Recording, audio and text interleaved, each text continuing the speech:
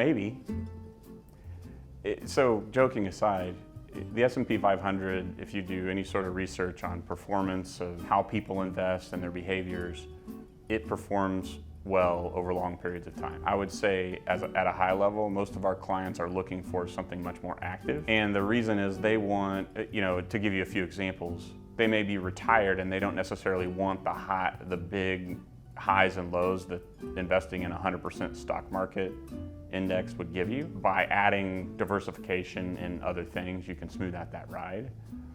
Or you have even someone that's still really, really aggressive that wants to intentionally cherry pick certain companies' stock instead of owning a basket of indexes. There's a lot of reasons why they might want that. They may not want to be exposed to alcohol, tobacco, firearms, oil, and that's a real passion of theirs. Or it could be that if you do any research of the top portion of that index versus the bottom, there's a huge performance discrepancy at any given time. And so if you're convicted and intentional about what stocks you own individually versus just owning an index, you can have better performance.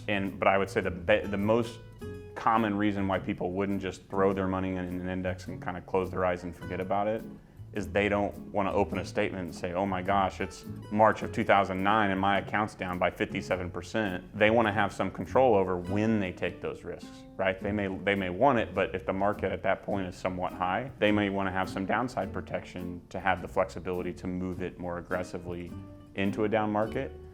And that's how people can kind of compound growth. Generally speaking, you can view it as a static basket of 500 companies' stock. Essentially what you're buying is that basket of stocks. Similar to if you buy a mutual fund and it's a large cap mutual fund. That's going to be very comparable.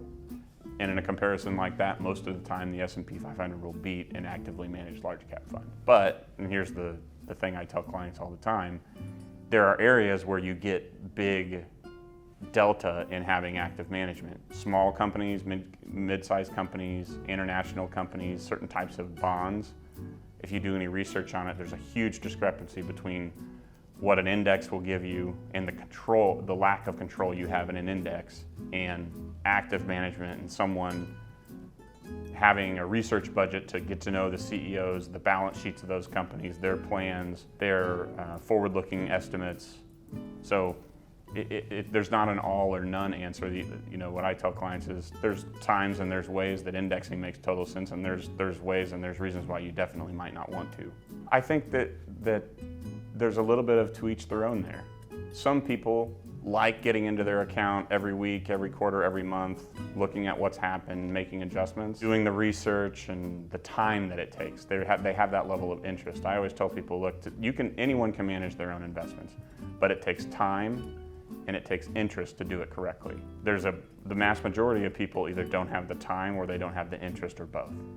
And so depending on what camp you're in, you may enjoy managing your own investments, and that's okay. But if you don't have the time and you don't have the interest in it or the background, then having a professional behind the scenes to at least test your ideas. I don't want to put 100% into any one thing. We need to spread our eggs out. Normal, logical things that most of the time when you're told, you're like, yeah, that makes sense. That was silly of me to think about. And then there are other aspects to it, right? A professional that's in there looking at the market and the economy and things like that is going to have different angles than you will as a consumer. And that doesn't make one right and one wrong. It just means that there's checks and balance there. The way internally we manage money by a committee, it's not uncommon for our committee members to disagree, and we like that. One of our committee members may be saying, hey, based on this economic information, this is where we should be weighting. And another committee member may disagree. But hard, fast, it never makes sense to put all of your eggs in one basket.